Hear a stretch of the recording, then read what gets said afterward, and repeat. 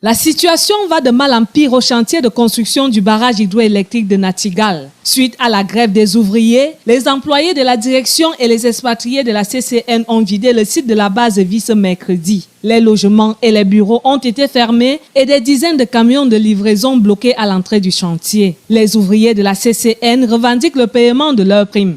Le rappel du non-logement qui est de droit, la prime de risque qui est de droit, la prime d'assiduité qui est de droit et la prime de non-logement qui est de droit qui n'a jamais été donnée aujourd'hui. Et le directeur du retour, après le comité ad hoc, il a dit aux gars, aux représentants qu'il ne leur donne rien du tout.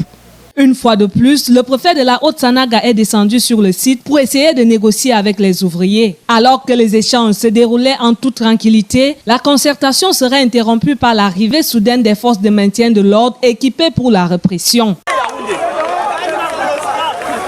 La tension monte d'un cran chez les ouvriers et quelques minutes plus tard, plusieurs engins poids lourds sont immobilisés à l'entrée du chantier en guise de riposte. Les forces de maintien de l'ordre, visiblement pris de court par cette riposte, choisissent de battre en retraite ainsi que le préfet. Les ouvriers se disent déçus par la réaction des autorités. Le gouverneur, ce qu'il avait signé, il a changé de bouche de cela.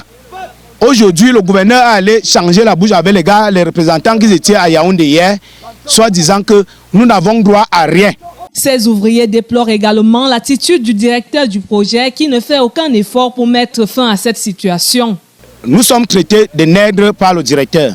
Nous sommes traités de nègres. Il a dit qu'il ne cause pas avec des nègres. Les chiffons, son bureau est climatisé, sa maison climatisée, sa voiture climatisée. Donc il n'a pas envie de traiter, il ne traite pas avec les nègres. Le Cameroun, c'est un pauvre pays. Déjà, c'est un monsieur qui est tellement méprisant. L'autre jour, nous étions dans son bureau. On a essayé de voir par rapport pourquoi on m'a incarcéré à la caserne militaire pour 1 heure de temps. Lui, quand on ressort maintenant pour aller reprendre du travail, le gars nous suit en route, il dit la loi n'est pas faite pour les nègres. Voilà, tout ça augmente la tension au chantier. En attendant l'issue de cette crise, tous les travaux de génie civil sont arrêtés et les ouvriers se disent prêts à mourir pour leur dû.